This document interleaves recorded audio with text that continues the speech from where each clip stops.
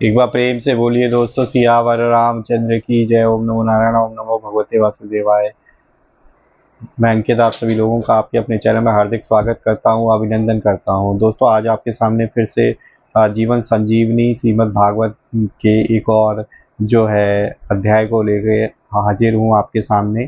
तो हम लोग जो है इस पुस्तक के माध्यम से श्रीमद् भागवत गीता के कुछ महत्वपूर्ण प्रसंग देख रहे हैं।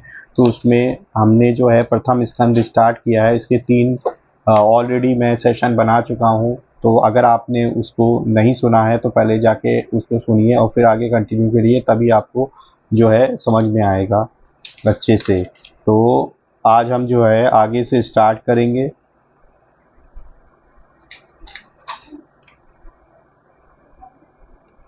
तो लास्ट सेशन में हमने जो देखा था कि भीष्म पितामह द्वारा भगवान श्री कृष्ण की स्तुति और प्राण त्याग, और दूसरा प्रसंग देखा था हमने भगवान श्री कृष्ण का द्वारिका के लिए प्रस्थान।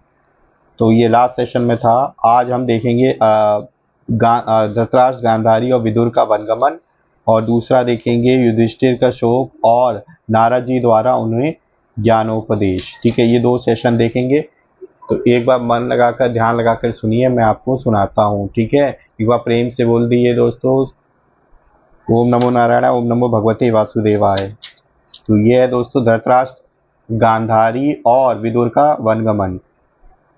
काल की गति को जानकर महात्मा विदुर ने अपने भाई धृतराष्ट्र से कहा, हम सबके सिर पर काल मंडराने लगा है, जिसके टालने का कोई उपाय नहीं है। आपके चाचा, ताऊ, भाई, पुत्र सभी मारे गए हैं। आप वृद्ध हो गए हैं, पराए घर में पड़े हुए हैं। जिनको आपने आग में जलाने की चेष्टा की, विष देकर मार डालना चाहा, भरी सभा में जिनकी विवाहिता पत्नी को अपमानित किया, जिनकी भूमि और धन छीन लिया, अब उन्हीं के घर का अन्न खा रहे हैं।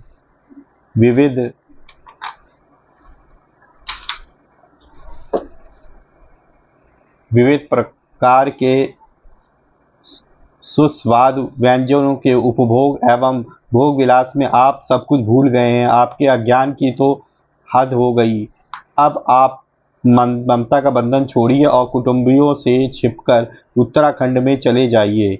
विदुर की बातों से अंधे धृतराष्ट्र के प्रज्ञा नेत्र खुल गए एवं वे गांधारी के साथ विदुर का अनुगमन करते हुए घर से निकल पड़े। तो ये पहला प्रसंग यहाँ पे दोस्तों समाप्त होता है। दूसरा प्रसंग है युधिष्ठिर का शोक और नारद जी द्वारा उन्हें ज्ञानोपदेश। जब युधिष्ठिर सहित सभी लोगों को मालूम हुआ कि धृतराष्ट्र, गांधारी और विदुर चले गए, तब तो सबको भारी दुख हुआ। वे अनेक प्रकार से शोक कर रहे थे कि इतने में नारद जी वहां आ पहुंचे। नारद जी ने युधिष्ठिर सहित सभी को समझाते हुए कहा, ठीक है, क्या कहा?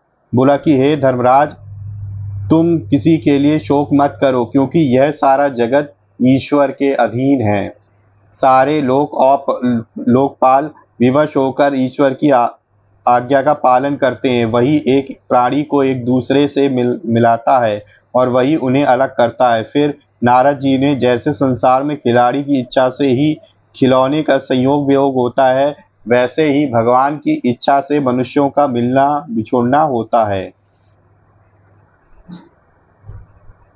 नारद जी ने बताया कि गंगा जी की 7 धाराओं, 7 स्रोत वाले स्थल पर धृतराष्ट्र अपनी पत्नी गांधारी और विदुर के साथ गए हैं। सारी ममता को छोड़ शांत चित्त से वे वहां निवास कर रहे हैं। आज से 5वें दिन वे अपने शरीर का परित्याग कर देंगे और जलकर भस्म हो जाएंगे। साध्वी गांधारी भी उसी अग्नि में प्रवेश कर जाएगी। विदुर वहां से तीर्थ सेवन के लिए चले जाएंगे। यह कहकर नारद जी स्वर्ग को चले गए।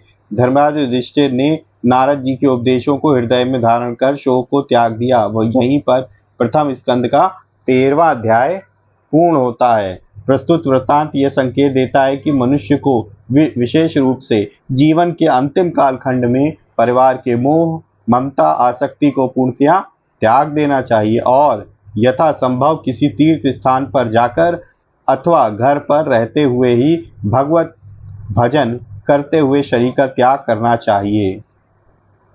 संसार की माया में फंसे हुए व्यक्ति को केवल संत या सद्ग्रंथ ही कल्याण का मार्ग बता सकते हैं। इसलिए मनुष्य को संत और सदग्रंथ की शरण में जाना चाहिए, क्योंकि वे ही जीव एवं जगत का सही रहस्य जानते और कल्याण का मार्ग बता सकते हैं। तो दोस्तों यहाँ से ये दूसरा प्रसंग भी आज का खत्म होता है, समाप्त होता है। नेक्स्ट सेशन में मैं आप लोगों को प्रसंग सुनाऊंगा अर्जुन का युधिष्ठिर को यदुवंश के नाश और भगवान श्री कृष्ण के महाप्रयाण की सूचना देना, और इसके साथ एक और सुनाऊंगा समस्त शक्ति परमात्मा की ही है। ठीक है, तो ये दो आपको सुनाऊंगा, तो आप लोग जो है जुड़े रहिए। पहली बार चैनल पे आए तो सब्सक्राइब कर लीजिए और बेल आइकन को प्रेस कर लीजिए, ताकि लेटेस्ट से लेटेस्ट वीडियो की इन्फॉर्मेशन आप तक तुरंत ही मिल सके। और अगर आपको आज का सेशन अच्छा लगा है तो प्लीज़ जो है वीडियो को लाइक करना ना भूलें। ज़्यादा से ज़्यादा अपने परिजनों मित्रों के साथ शेयर करें, ताकि वो भी इस पर्टिकुलर वीडियो से कुछ इन्फॉर्मेशन प्राप्त करिए। ठीक है दोस्तों, तो इसी तरीके भगवान की भक्ति करते रहिए, अपने परिवारजनों मित्रों के साथ खुशी प्रसन्नचित्त होकर जीवन व्यतीत करिए, और हाँ, किसी न किसी एक पर्सन के हेल्प करने की ज़रूर कोशिश करिए। वीडियो को देखने के लिए बहुत बहुत धन्यवाद। मिलेंगे इसी तरह किसी और वीडियो में, तब तक के लिए जय श्री राम, राधे राधे मित्रों।